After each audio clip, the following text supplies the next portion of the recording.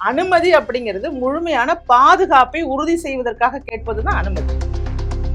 கேள்விகளை நாம பேசும்போது அவங்க என்ன நினைச்சுக்கிறாங்கன்னா, இது அரசியலுக்காக பேசுறாங்க அப்படின்னு நினைக்கிறாங்க. இது மாதிரி நிறைய கேள்விகள் இருக்கு. செந்தில் பாலாஜி மீது உங்களுக்கு எது சந்தேகம் இருக்கிறதா? அரசாங்கம் ஏன் இதை செய்ய தவறியதுங்கிற கேள்வியை வலுப்படுத்துறோம். இதுல சந்தேகம் என்ன? அப்ப இங்க சந்தேகங்கள் நிறைய வலுக்கிறது எங்கன்னா, இந்த போஸ்ட்மார்டம் பண்ற இடத்துல கூட திடீர்னு மருத்துவர்கள் எங்கிருந்து இரவோடு இரவாக வந்தாங்க. ஒட்டுமொத்த அரசு இயந்திரமும் தோற்றுவிட்டது அந்த விஷயத்துல. அரசு இயந்திரம் தோற்றுவிட்டது, அசிங்கமா இருக்குங்க.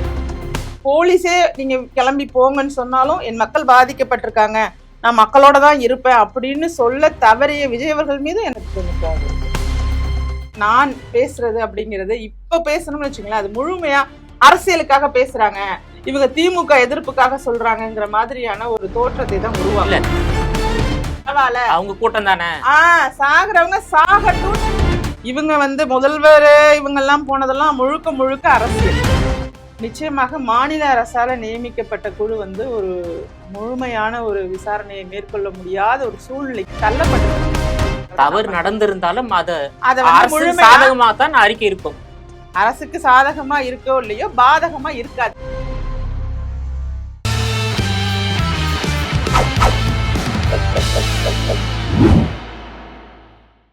ஜெம் டிவி நேயர்கள் அனைவருக்கும் வணக்கம். அனைத்து மக்கள் அரசியல் கட்சி தலைவர் ராஜேஸ்வரி பிரியா அவர்கள் நம்மோடு இணைந்துள்ளார். அவரிடம் பல்வேறு கேள்விகளை கேட்கலாம்.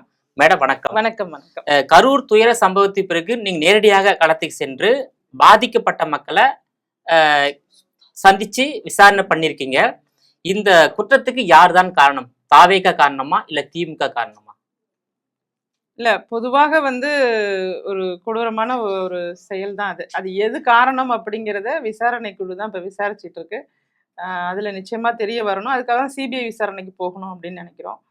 தவறு அப்படிங்கிறது ஒரு கூட்டத்தை கட்டுப்படுத்த தவறுனது நிச்சயமாக காவல்துறையோட தவறு தான், அந்த பெரும்பான்மையான தவறு அப்படிங்கிற இடம்.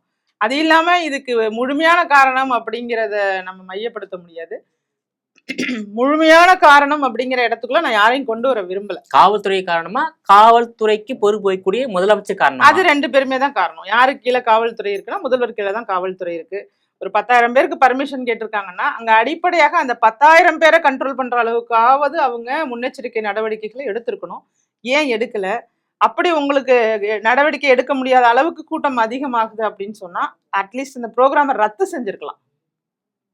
வளர்ந்த தொழில்நுட்பத்தை பயன்படுத்தி தகவல்லாம் எங்க குடும்பம் கொடுத்து ரத்து பண்ணிருக்கலாம். நிச்சயமாக ரத்து பண்ணிருக்கலாம். ஏன்னா எதுவுமே மக்கள் பாதுகாப்பு அப்படிங்கிற இடத்துல எதை வேணாலும் அரசு செய்யணும். அந்த ஒருத்தரோட உயிர் இருந்தாலும் அதை பாதுகாக்க வேண்டியது அரசின் கடமை தான். அது அது அரசுக்கு கீழே இருக்க காவல்துறையை நம்ம அரசுன்னு தான் குறிப்பிட முடியும். அப்ப அந்த இடத்துல மக்களுடைய பாதுகாப்பை குறித்து கவலைப்படாம இருந்திருக்காங்க. அதுல என்ன அலட்சிய போக்கு, ஏன் அலட்சியமா இருந்தாங்க, இது யார் அவங்களை அலட்சியமா இருக்க வச்சாங்க, நம்ம இதெல்லாம் பிளான் பண்ணாங்க அப்படின்லாம் நான் எங்கேயுமே சொல்லலை. இதெல்லாம் ஏன் நீங்க பிளான் பண்ணல? தடுக்க பிளான் பண்ணல. அங்க குடிநீர் கொடுக்கணும் அப்படிங்கிறது அங்க உள்ள கரூர் நகராட்சி அவங்க தான் கரெக்டா பார்த்து தண்ணீர்லாம் கொடுக்கறதுக்கு ஏற்பாடு பண்ணியிருக்காங்கிறத செக் பண்ணணும். எல்லாமே அங்க உள்ள அதிகாரிகளுடைய வேலை நிறைய இருக்கு. ஒரு கூட்டம் கூட்டுறாங்க அப்படின்னு சொன்னா நம்ம அனுமதி கேட்கறது அப்படிங்கிறது எதுக்காகன்னா, அனுமதி அப்படிங்கிறது முழுமையான பாதுகாப்பை உறுதி செய்வதற்காக கேட்பதுதான் அனுமதி. அனுமதி கொடுக்கக்கூடிய அரசாங்கம் பாதுகாப்பு கொடுத்துருக்கணும். கண்டிப்பா. அப்ப அந்த பாதுகாப்பை கொடுக்கறதுக்கு ஏன் தவறுனாங்கிற இடத்துல எல்லாருக்குமே நிறைய கேள்விகள் வருது. இந்த கேள்விகளை நாம பேசும்போது அவங்க என்ன நினைச்சுக்கிறாங்கன்னா, இது அரசியலுக்காக பேசுறாங்க அப்படின்னு நினைக்கிறாங்க. உண்மையாவே 41 உயிர் அப்படிங்கிறது மிக மிக மதிப்பானது, திரும்ப பெற இயலாதது. அந்த குடும்பத்தாருடைய மனநிலையில இருந்து பார்த்தோம்னா எவ்வளவு பெரிய சோகம். அவங்க வாழ்நாள் முழுவதுமே அதிலிருந்து மீண்டு வர முடியாத ஒரு சோகத்துல அந்த குடும்பங்கள்லாம் இன்னைக்கு தவிக்கிறாங்க.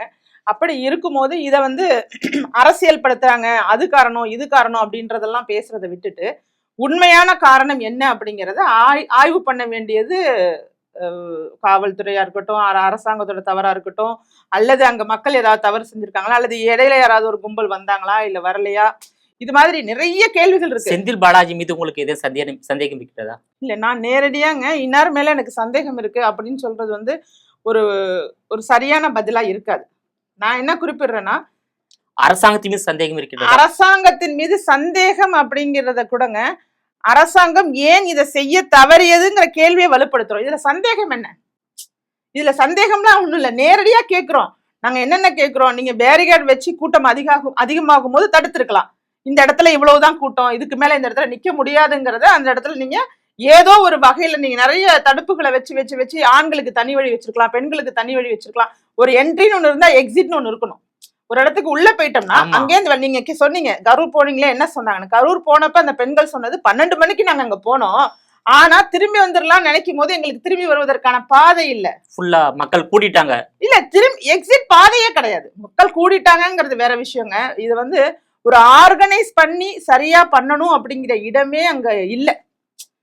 ஏதோ நடக்கட்டும், என்ன நடந்தாலும் பாத்துக்கலாம் அப்படிங்கிற மாதிரி அந்த அலட்சியம் தான். இதுல நம்ம போய் சந்தேகப்படலாம். அலட்சியம் வந்து யாருக்கு இருந்தது? அரசுக்கு தான். என்ன எதை சந்தேகப்படலாம்னா, ஏன் இப்படி இருந்தீங்க, ஏன் உங்களுக்கு வந்து இந்த கூட்டத்தை கட்டுப்படுத்தணும், எந்த அசம்பாவிதமும் நடக்காம நம்ம வந்து மக்களுக்கு முழு பாதுகாப்பை உறுதி செய்ய வேண்டும் அப்படிங்கிற இடத்துல ஏன் காவல்துறை இல்ல, ஏன் அவங்க அதிக ஃபோர்ஸ் அங்க குவிக்கல? அவங்க சொல்றபடி 20 பேருக்கு ஒரு காவலர்னா குறைந்தபட்சம் 1500 காவலர்கள் இருந்திருக்கணும். அங்க அந்த அளவுக்கு காவலர்கள் இல்லங்கிறது. 500 காவலர் இருந்திருக்காங்க. 500 காவலர் அப்படிங்கிறதையுமே ஒரே ஒரு முறைதான் தன்னுடைய பேட்டியில சொன்னாரு. அதன் பிறகு அதையுமே குறிப்பிடல. அப்ப இங்க சந்தேகங்கள் நிறைய வலுக்கிறது எங்கன்னா, இந்த போஸ்ட்மார்டம் பண்ற இடத்துல கூட திடீர்னு மருத்துவர்கள் எங்கிருந்து இரவோடு இரவாக வந்தாங்க? நீங்க சந்தேகங்கிற நிறைய பேருக்கு 4 மணிக்குள்ளவே ஆல்மோஸ்ட் நாங்க ஒரு 8 மணி 8:30க்கு ரீச் ஆகுறோம்னா ஒரு 4-5 பேரோட உடல் தான் அங்க மார்ச்சுரியில இருந்தது. மற்றவர்களோடதெல்லாம் உடற்குறாய்வு முடிச்சு வீட்டுக்கு கொடுத்துட்டாங்க. அப்ப அந்த இடத்துல ஒரு சந்தேகம்னா இது சந்தேகம். இந்த சந்தேகம் சொல்றீங்களா, அதுல உள்ளுக்குள்ள பார்க்க நமக்கு வந்து நிறைய சந்தேகங்கள் வருது. ஆனா அதை சட்டப்படி ஒரு வழக்காக இன்னைக்கு எடுத்து இன்னைக்கு நடத்திட்டு இருக்கும் போது நம்மளுடைய சந்தேகங்களை எல்லாம் நம்ம கற்பனை கதையா சொன்னா அது சரியா இருக்காது. நம்மளும் குற்றங்கள் சொல்றதே நம்ம சொல்லலாம். குற்றம் நிச்சயமாக பாதுகாப்பு கொடுக்க தவறுனது 100% குற்றம் தான். அனுமதி கொடுத்த அரசாங்கம் உரிய பாதுகாப்பை ஏற்படுத்தி இருக்கணும். ஏன்னா இவங்க அனுபவமான கட்சியா இருந்திருந்தா அவங்களே ஒரு வாலண்டியர்ஸ் ஒரு 500 பேரை உருவாக்கி இருப்பாங்க.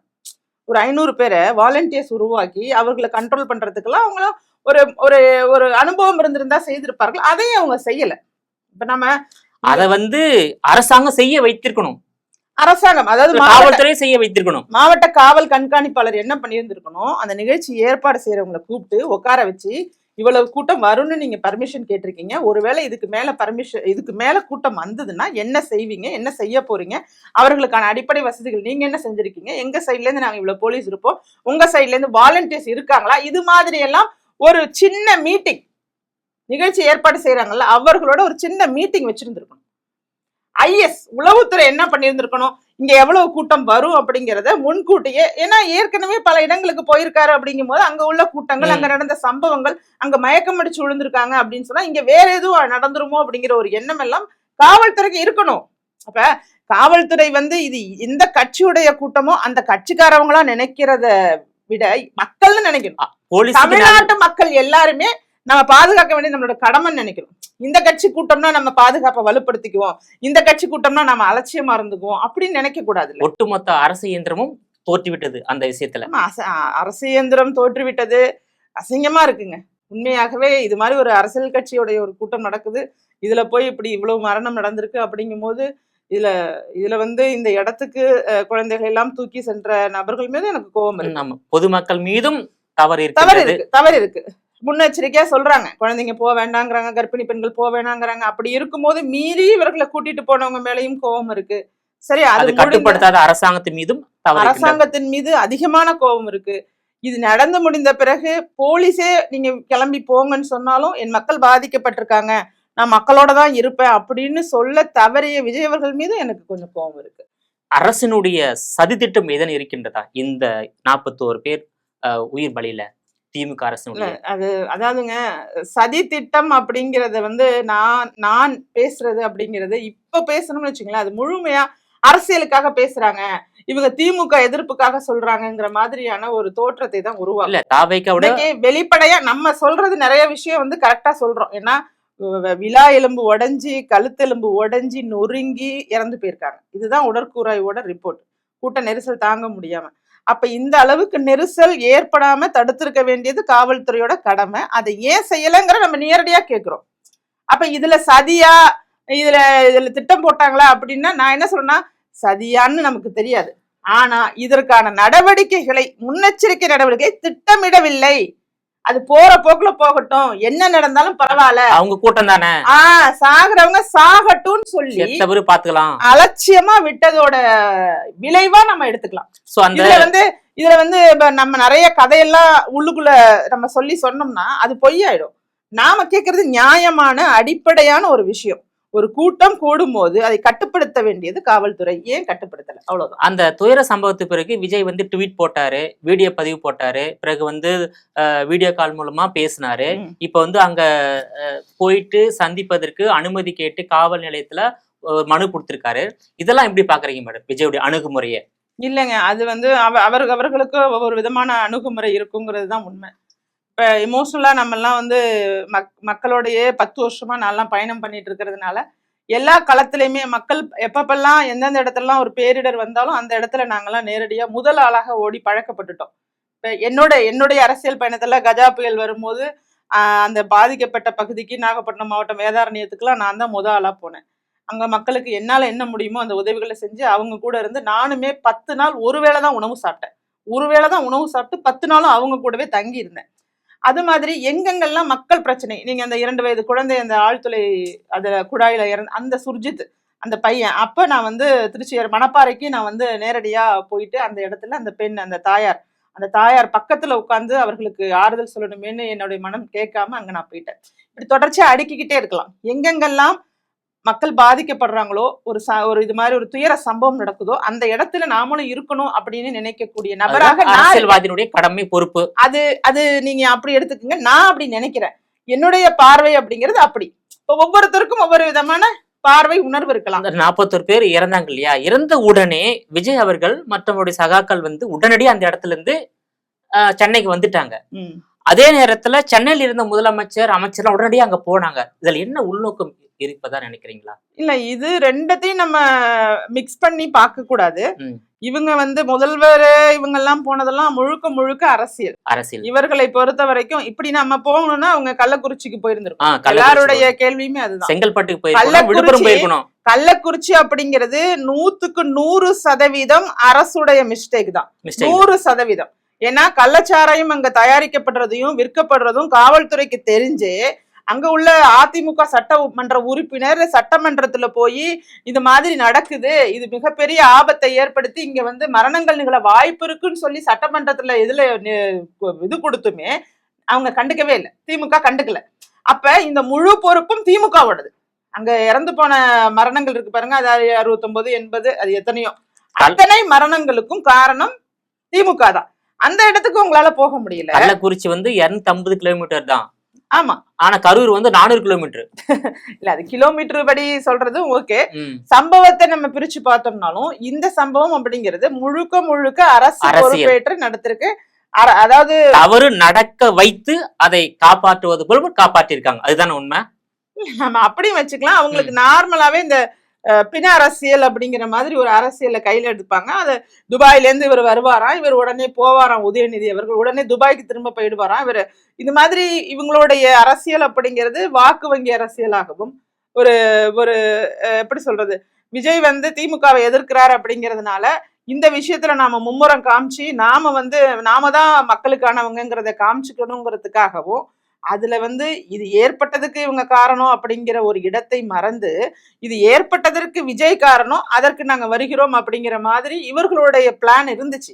ஆனா அங்க இப்பதான் தெரிய வருது இந்த பிளானே சுத்தமாக முன்கூட்டியே இவங்க முன்னெச்சரிக்கை நடவடிக்கைகள் எடுக்காம ஒரு மிகப்பெரிய உயிரிழப்புகளை நாம சந்திச்சிருக்கோம் அப்படிங்கிறது மக்களுக்கும் எல்லாருக்குமே தெரிய வந்துட்டு இருக்கு. இது இவர்களுடைய பாயிண்ட்ல வந்து நம்ம ஸ்கோர் பண்ணணும், நம்ம மைலேஜ் எடுத்துக்கணும். திமுக நான் மைலேஜ் எடுத்துக்கணும், இதுல நான் முன்னாடி போனோம்னா எனக்கு மைலேஜ், நான் என்னால தூங்கவே முடியல, நடு இரவுலயே போயிட்டேன் அப்படின்னு சொல்றதெல்லாம் வந்து ஒரு பொலிட்டிக்கல் மைலேஜ்காக, ஆமா அதுக்காக ஸ்டாலின் அவர்கள் பண்ண விஷயமா தான் நான் பாக்குறேன். இதுல வந்து எங்களுக்கெல்லாம் வருத்தம் என்னன்னா மொத்தமா இந்த உயிர் போயிட்டே அப்படிங்கிற இடத்துல இருந்து இன்னுமே மீண்டு வர முடியல. சென்ற உயிர்களை வந்து நம்மளால, ஏன்னா எல்லாருமே ஒரு ஏழ்மையில இருக்கக்கூடியவர்கள், பெண்கள் 17 பேர் பெண்கள், பச்சை குழந்தைங்க எல்லாம் 3 வயசு 1.5 வயசு 9 வயசு 13 வயசு இந்த மாதிரி பிள்ளைங்க ஒரு 9 பேர். இதெல்லாம் வந்து ஏற்றுக்கொள்ளவே முடியல. அங்க வந்து முறையான காவல் போட்டு இருந்தா அந்த குழந்தையை உள்ள அனுமதிச்சிருக்க மாட்டாங்க. அங்க காவல் இல்ல. இது திமுக ஆட்சியில எடுக்க முடியாத ஒரு கரும்புள்ளி. இந்த கரும்புள்ளிய வந்து திமுக வந்து என்ன சமாளிச்சாலும், நீங்க எவ்வளவுதான் நீங்க உடனே போகணும்னு சொன்னாலும், எவ்வளவு அழுது தீர்த்தாலும் அந்த இடத்துல நீங்க போனதுனால மட்டும் இதை சரி செய்திருக்க முடியாது. அதிகாரம் உங்க கையில இருக்கும்போது அந்த அதிகாரத்தை சரியாக பயன்படுத்தாம நீங்க வேறு விதமான பிளான்லாம் போட்டீங்கன்னா அதோட விளைவு இப்படிதான் இருக்குங்கிறத தான் நம்ம பார்க்கணும். இப்போ வந்து இந்த அருணா ஜெகதீசன் ஆணையம் அமைச்சிருக்காங்க இல்லையா, அந்த ஆணையம் வந்து உண்மையிலேயே விசாரணை செய்து பாதிக்கப்பட்டவர்கள் நீதி கொடுக்குமா, அது குற்றவாளிகள் தண்டனை வழங்குமா? இது பாத்தீங்கன்னா அந்த திரைப்படத்துல வர்ற மாதிரி இவர்கள் போட்ட அருணா ஜெகதீசன் அவர்கள் தலைமையிலான ஆணையம் வந்து வெளியிடக்கூடிய வீடியோக்கள்லாம் பாத்தீங்கன்னா முழுமையாக எந்த தரப்பை தாவக தரப்பை குறை சொல்றது மாதிரியான வீடியோக்களை நீங்க பார்க்கலாம். அவங்கள்ட்ட பேசுறவங்க, அவங்கள்ட்ட குறை சொல்றவங்களாம். இது இன்னொரு இப்ப மத்திய அரசு அனுப்பி வச்ச குழுவா இருக்கட்டும், அவர்கள் சம்பந்தமானவங்க எல்லாம் பார்க்கும்போது என்ன நமக்கு தோணுதுன்னா, இவங்களுடைய அதாவது அரசுடைய தவறு, காவல்துறை வந்து தவறு செஞ்சிருக்காங்க அப்படிங்கிறத நாம பாக்குறோம். அவங்க வந்து உச்ச நீதிமன்றத்தின் நீதிபதி தலைமையில ஒரு குழு அமைக்கணும்னு சொல்லிட்டு போனாங்க. ஆனா அமைக்கல இல்ல வந்தாங்கல்ல, வந்து மத்திய அமைச்சர்லாம் வந்தாங்க, அவங்க வந்தாங்க, மத்திய அமைச்சர் நேரடியா வந்தாங்க, அவங்களும் பேசினாங்க. இப்ப நம்ம வந்து களத்துல உண்மை நிலவரம் அப்படிங்கிறத நோக்கி போனா நிச்சயமாக மாநில அரசால நியமிக்கப்பட்ட குழு வந்து ஒரு முழுமையான ஒரு விசாரணையை மேற்கொள்ள முடியாத ஒரு சூழ்நிலைக்கு தள்ளப்பட்டிருக்கிறது. தவறு நடந்திருந்தாலும் சாதகமா தான் அறிக்கை இருக்கும். அரசுக்கு சாதகமா இருக்கோ இல்லையோ பாதகமா இருக்காது. நாம அப்படித்தான் சொல்லணும். ஏன்னா அவங்களும் ஒரு ஓய்வு பெற்ற நீதிபதியாக இருக்கும் போது அவர்களுடைய இடத்துல இருந்து நம்ம சொல்லணும்னா அரசுக்கு எந்த பாதகமும் இல்லாத அளவுக்கு தான் அந்த அறிக்கை தயார் செய்யப்படும் அப்படின்னு. அதனாலதான் சிபிஐ விசாரணை வேணும்னு எதிர்கட்சி தலைவரும் சொல்றாரு, எங்களை போன்றவரும் சொல்றோம், சிபிஐ விசாரணைக்கு கொடுத்துருங்க. ஏன்னா முழு வீடியோஸும் வரும், முழுசா என்ன நடந்துச்சு நமக்கு இன்ச் பை இன்ச்சா இவர்கள் தரப்புல என்னென்ன தவறுகள் இருக்கு, இவங்க தரப்புல என்னென்ன தவறுகள் இருக்கு, இவங்க ஏன் இதை செய்ய தவறுனாங்க, இதற்கான காரணம் என்ன, முன்கூட்டியே ஏன் உளவுத்துறை ப்ரெடிக்ட் பண்ணல, இந்த கிரௌடை ஏன் கண்ட்ரோல் பண்ணல அப்படிங்கிறது எல்லா விஷயத்தையுமே சிபிஐ வைக்கும் போதுதான் ஒரு தெள்ள தெளிவான ஒரு தீர்வாக இருக்கும்னு நாங்கெல்லாம் நம்புறோம். தாவைக்க வந்து அந்த சென்னை மதுரை உயர்நீதிமன்ற கிளையில அவங்க வந்து மனு போட மனு தள்ளுபடி செய்தாச்சு. இப்போ உச்சநீதிமன்றம் போயிருக்காங்க. உச்சநீதிமன்றம் வந்து சிபிஐக்கு விசாரணை நடத்த அனுமதி கொடுத்தால்தான் அங்க உண்மையான குற்றவாளி யார் என்பது தெரிய வரும். அதான் உண்மை. ஆமாங்க, சிபிஐ போனாதான் இதோட உண்மை தன்மையை வெளியில வரும். இவர்கள் கையில இருந்துச்சுன்னா இது வந்து நம்ம என்ன சொல்றது, என்னதையோ பெரிய ஒரு பாலியல் வன்கொடுமை, இந்த தஷ்வந்த்னு ஒரு பையன் வந்து 2017 ஒரு கொடூர குற்றத்தை 6 வயசு குழந்தைய பாலியல் வன்கொடுமை செய்து எரிச்சு கொன்ன சம்பவம் எல்லாருக்குமே கண்கூடா நமக்கு தெரிஞ்சு அந்த நபரை பிடிச்சி அந்த இடத்துல கூட்டமா அடிச்சு உதைச்சு எடுத்துட்டு போய் மகிழா நீதிமன்றம், செங்கல்பட்டு மகிழா நீதிமன்றம் கொடுக்குது, சென்னை உயர்நீதிமன்றம் கொடுக்குது. இன்னைக்கு உச்ச நீதிமன்றத்துல அந்த கொடூர குற்றவாளியை விடுதலைன்னு சொல்லி அறிவிக்கிறாங்க. அந்த இடத்துல மிஸ்டேக்ஸ் எங்க இருக்குன்னு பாத்தீங்கன்னா, காவல்துறை சரியான முறையில ஆவணங்களை அங்க ஒப்படைக்கல. அந்த குற்றவாளின்னு நிரூபிக்கிறதுக்கான எவிடன்ஸை வந்து இவங்க கொடுக்க தயங்கியிருக்காங்க. அதற்கு பணம் காரணமாக இருக்கலாம். அந்த காரணத்தை மையமாக வைத்து தவறு நடந்திருக்கு, நீதி செத்து போயிடுது. இப்ப நம்ம ஒரு ஜட்ஜ்மெண்ட் அப்படிங்கிறத வந்து நம்ம குறை சொல்லக்கூடாதுங்கிறத நானும் ஏத்துக்கிறேன். ஆனா அதற்காக அந்த குற்றவாளி தப்பித்து செல்றதை வந்து ஏத்துக்க முடியாது இல்ல. அந்த 6 வயசு குழந்தைக்கு இவ்வளவு பெரிய கொடுமை நடந்தப்ப இன்னைக்கு தமிழகத்துல இருக்க குழந்தைய வச்சிருக்க ஒவ்வொருத்தருமே கஷ்டப்பட்டு பயந்து இந்த மாதிரி கொடூரங்கள்லாம் தண்டனை அனுபவிச்சாதான் இன்னொருத்தன் இந்த தப்பை செய்ய மாட்டான் அப்படிங்கிற அளவுக்கு ஒரு மனநிலையில இருக்கும்போது இந்த மாதிரி ஒரு குற்றவாளி தப்பிச்சு போகும்போது அப்ப நாம என்ன நினைக்கிறோம், இங்க எது வேணாலும் சாத்தியப்படும், பணமோ பதவியோ அதிகாரமோ இருக்கும்போது நீங்க வந்து எதை வேண்டுமானாலும் உங்களுக்கு சாதகமாக மாற்றிக்கொள்ளலாம் அப்படிங்கிற ஒரு இடம் இருக்குல்ல. அந்த இடம் அது ஆளுங்கட்சிக்கு ரொம்ப சுலபமான இடமாக அமைஞ்சிரும். அப்ப இந்த உயிர் போனது அப்படிங்கிறதுக்கான அவங்களோட ஆத்மாக்கள் கூட சாந்தி அடையாது. உண்மையான காரணத்தை கண்டறியலாம். இந்த இவ்வளவு பெரிய ஒரு கொடூரமான அசம்பாவிதம் கூட்ட நெரிசல்ல உயிர்கள் போயிருக்கு, இதை வந்து கண்டுபிடிக்கணும் அப்படிங்கிறத நேர்மையான முறையில உண்மையாக யார் காரணம் அப்படிங்கிறத கண்டுபிடிக்கலன்னா அவங்க ஆத்மாக்கள் கூட சாந்தி அடையாது. அதான் உண்மை இல்ல. அதுதான் அந்த அளவுக்கு மாநில அரசு வந்து உண்மை தன்மையோட நடந்துக்குங்கிற நம்பிக்கை நிச்சயமா இல்ல. மாநில அரசு நடந்துக்கவே வாய்ப்பே இல்லை. உயர்நீதிமன்றம் அதுவும் இல்லாம எலெக்ஷன் நெருங்குது. இப்ப எலெக்ஷன் நெருங்கும் போது இந்த பிரச்சனையை என்ன பண்றாங்கன்னா, இப்ப நீங்க முதல் கேள்வியே கேட்டீங்கல்ல, இந்த முதல் கேள்விதான் வந்து எல்லா மக்கள் மத்தியிலையும் இவங்க காரணமா அவங்க காரணமா, அப்படிங்கிற மாதிரி ஒரு கேள்வியை தான் இது அரசியலுக்காக ஏற்படுத்தியிருக்காங்களே தவிர அடிப்படையாக காரணம் அப்படிங்கிறது முதல்ல காரணம் எந்த இடத்துல கூட்டம் இருந்தாலும் ஒரு 15 பேருக்கு மேல இருந்தா கூட அந்த கூட்டம் யாருக்குமே பர்மிஷனே கொடுக்காம ஒரு 15 பேர் கூடி ஒரு கும்பலா நின்னா கூட அங்க ஒரு போலீஸ் போய் பார்க்க வேண்டியதுதான். அங்கதான் சட்ட ஒழுங்கை நம்ம வந்து சரி பாதுகாக்கணும். சட்ட ஒழுங்குங்கிறத நீங்க போய் நின்னு பாருங்க, ஒரு 20 பேர் கூட்டமா நீங்க ஒரு இடத்துல நின்னு பாருங்க, சம்பந்தம் இல்லாத இடத்துல போய் ரோட்ல கூட்டம் அங்க வந்துரும், போலீஸ் வந்துரும்ல. அப்ப அதனால ஒரு குறிப்பிட்ட அளவுக்கு கூட்டம் அப்படிங்கறத கட்டுப்படுத்த வேண்டியது நிச்சயமாக காவல்துறையினரோட கடமை தான். அவங்க எந்த காவல்துறை அதிகாரி மேலேயும் இன்னும் ஆக்ஷனே எடுக்கல. அந்த இடத்தையும் நம்ம பார்க்கணும். இப்ப வந்து தாவேக்காவோட மாவட்ட செயலாளர் மேல வந்து நடவடிக்கை எடுத்து அவருக்கு வர விசாரணைகள்லாம் மேற்கொண்டுட்டு இருக்காங்க. ஈக்குவலா அங்க உள்ள காவல்துறை தலைமை அதிகாரிகிட்டையும் நீங்க கூப்பிட்டு ஏன் இப்படி பண்ணல, என்ன ஆச்சு ஏதாச்சுன்னு சொல்லி அந்த இடத்தையும் அவரையும் விசாரணைக்கு உட்படுத்தி இருக்கணும். காவல்துறைக்கும் முதலமைச்சருக்கும் அப்ப அங்கேயே இருந்திருக்கு நினைக்கிறேன். அப்ப அங்கேயே ஒன் சைடு ஒரு பக்கமாக நடக்கிற மாதிரி இருக்குல்ல. ஒரு பக்கமாக நான் இப்ப எனக்கெல்லாம் வந்து இந்த கட்சி அந்த கட்சி அதெல்லாம் ஆதரவு அதெல்லாம் கிடையாதுங்க. என்னை பொறுத்த வரைக்கும் அந்த 41 பேர் பாதிக்கப்பட்ட குடும்பத்துல உள்ள நபராகத்தான் நான் பேசுறேன். அந்த குடும்ப நபராகத்தான் நான் அங்க போனேன். அந்த களத்துல கண்ணீர் வடிச்சேன். ஏன்னா அந்த பிணவரை வாசல்ல 3 வயசு 7 வயசு குழந்தைங்களை எல்லாம் பார்ப்பதற்கு மனமில்லை. எந்த தாயாலையுமே தாங்கிக்க முடியாது. அவ்வளவு கொடூரமான ஒரு நிகழ்வு அது. அந்த நிகழ்வுல வந்து நாங்கெல்லாம் போய் நின்று இருக்கோம். எங்களுக்கு அந்த வலியும் வேதனையும் உண்மையான தீர்ப்பு, உண்மையா குற்றவாளி தண்டிக்கப்படணும். ஒருவேளை நீங்க சொன்னது போல சதியா இருந்துச்சுன்னு வச்சுங்களேன், அதெல்லாம் நம்ம வந்து கற்பனை கூட செய்ய முடியல. அப்படி சதியாக இருந்தால் நம்ம எப்படி சொல்றது, இந்த கண்ணகி வந்து மதுரை எரிச்ச மாதிரி என்னடா பண்றதுங்கிற ஒரு கோபமும் அந்த கொந்தளிப்பும் என்னை போன்றவரிடம் இருக்கு. அதனால உறுதியாக இதற்கு சரியான ஒரு தீர்வுனா சிபிஐக்கு போறதை தவிர வேற எந்த தீர்வும் கிடையாது. ஏன்னா எலெக்ஷன் நெருங்கிறதுனால இன்னும் அதிகபட்சமாக இவர்களுக்கு ஃபேவரா, அதாவது ஆளுங்கட்சிக்கு சாதகமான ஒரு சூழ்நிலையை தான் உருவாக்கும். இல்ல, ஆளுங்கட்சியால் நியமிக்கப்படக்கூடிய ஆணையம் ஆளுங்கட்சிக்கு சாதகமா தான் இதுவரையில தீர்ப்பு வழங்கியிருக்காங்க. அப்படியே தீர்ப்பு வழங்கினா அது மீது நடவடிக்கை எடுத்த வரலாறு நமக்கு இல்ல. இப்ப வந்து இந்த வடக்கு மண்டல ஐஜி அஸ்ரா கார் தலைமையிலும் ஒரு புலனாய்வு குழு அமைக்கப்பட்டுள்ளது. அவங்களும் என்ன பண்ண போறாங்க, காவல்துறையை செய்ததை தவிர காவல்துறையே கண்டுபிடிச்சு கொடுப்பாங்களா என்பது சந்தேகம் தானே மேடம்? சந்தேகம் தானே? நிச்சயமா சந்தேகம் தான். நிச்சயமா அதுல எந்த மாற்று கருத்தும் இல்ல. அது கம்ப்ளீட்டா நம்ம ஒரே வரி தான், சிபிஐக்கு மாத்தினா மட்டும்தான் இதற்கான உண்மையான ஒரு விஷயத்த நம்ம கண்டுபிடிச்சுக்க முடியும். அப்படி இல்லைன்னா இதுல என்ன வேணாலும் எவிடன்ஸ் எல்லாம் மாத்துவாங்க. ஒரு தரப்பா தான் போயிட்டு இருக்கும். முழுவதுமாக ஒன் சைடா போயிடும். இருக்கலாம் சின்ன சின்ன காரணங்கள் வந்து எதிர்த்தரப்பு மேல குற்றங்கள் வைக்கிறதுங்கிறது இயல்புதான், அது உண்மையும் கூட. காலதாமதமாக இருந்தாலும் சரி, அந்த விஷயங்களை எல்லாம் வந்து சொன்னாலும் இதுல மேஜரா ரோல் பண்ண வேண்டிய இடம் அப்படிங்கிறதும் முக்கியமான இடம் அப்படிங்கிறதும் எங்க சுத்தினாலும் காவல்துறை தான் வந்து சேருது. நீங்க எதிர்த்தரப்புல வந்து ஒரு அந்த கட்சி கூட்டம் நடத்தினவங்களோட தவறுகளை சுட்டி காமிச்சு நீங்க வந்து வாதங்களை போய் நீங்க கோர்ட்ல மேற்கொண்டாலும், இப்ப இன்னைக்கு கூட கோர்ட்ல பார்த்தோம், அங்க போய் பேசும்போது வில்சன் திமுக வழக்கறிஞர் என்ன பேசியிருக்காருன்னா, இந்த மாதிரி இன்னும் இப்ப வரைக்கும் விஜய் அவர்கள் கரூருக்கு போகல அப்படிங்கிறதையெல்லாம் போய் நீதிமன்றத்துல பேசுறது, நீதிமன்றத்தோட நேரத்தை விரயம் பண்றீங்க. இது நீங்க அரசியல் மேடையில பேசலாம், புரியுதா உங்களுக்கு? இந்த விஷயத்த போய் அப்ப நீதிபதி உடனடியாக பதில் கொடுத்திருக்காரு. இதுக்கும் வழக்குக்கும் சம்பந்தமே இல்ல, அவர் நேர்ல போகலங்கிறது இந்த வழக்குக்கும் என்ன சம்பந்தம் இருக்குன்னு கேட்டிருக்காரு. அப்பதான் நமக்கு தோணுது இவர்கள் முழுமையாக அரசியலுக்காகவே இது மாதிரி எல்லாம் பேசுறாங்க, நீதிமன்றத்துல போய் கூட பேசுறாங்கிற இடமெல்லாம் தான் சந்தேகத்தை வலுக்குது.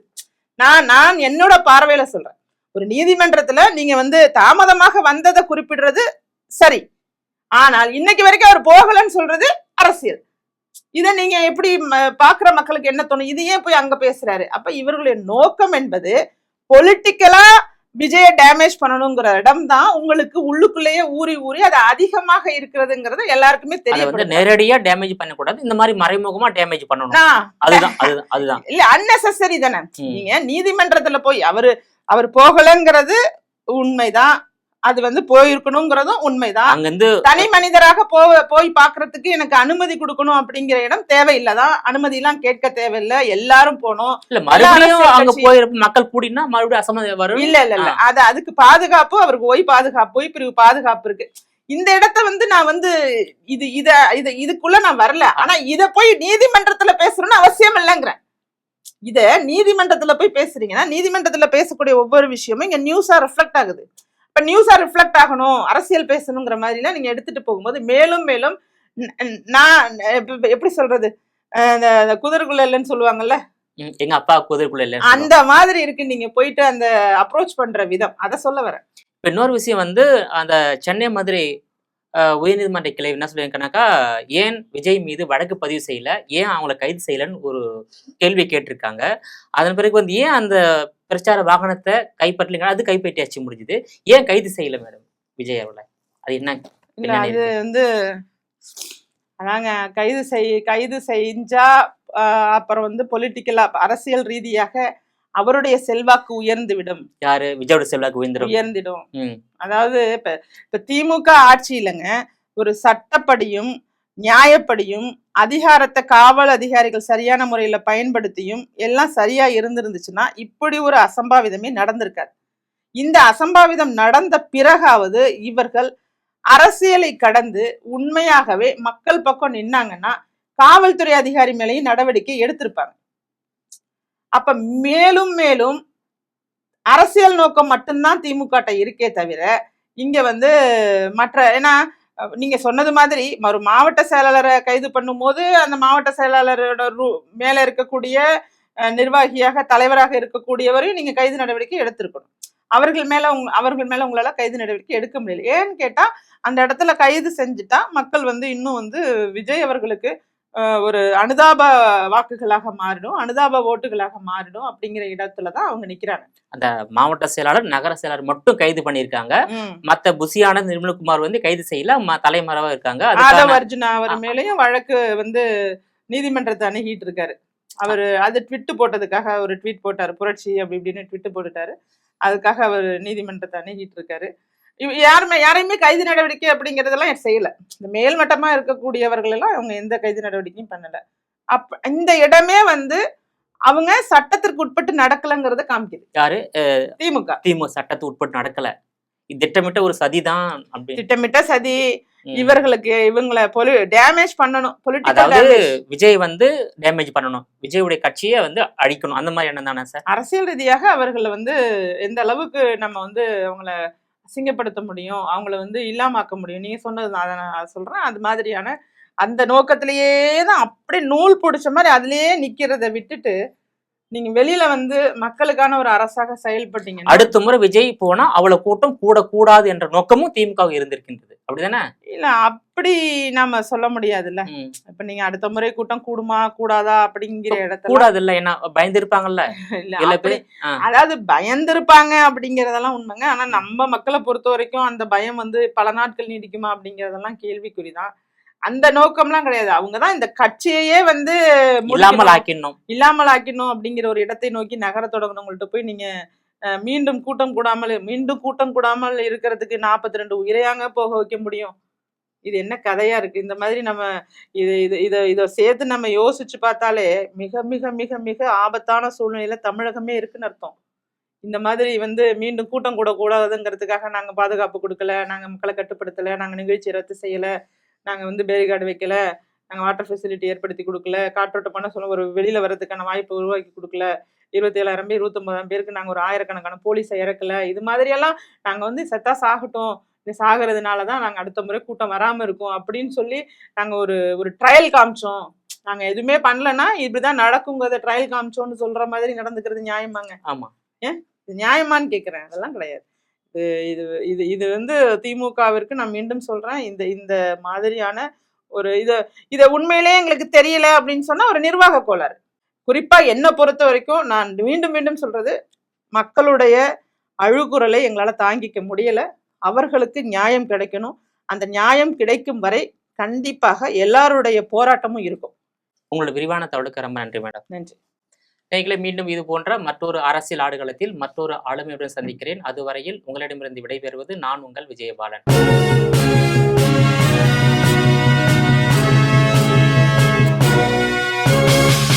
உடனுக்குடன் அப்டேட் தெரிந்து கொள்ள ஜெம் டிவி தமிழ் ஆப்பை இன்ஸ்டால் செய்யவும்.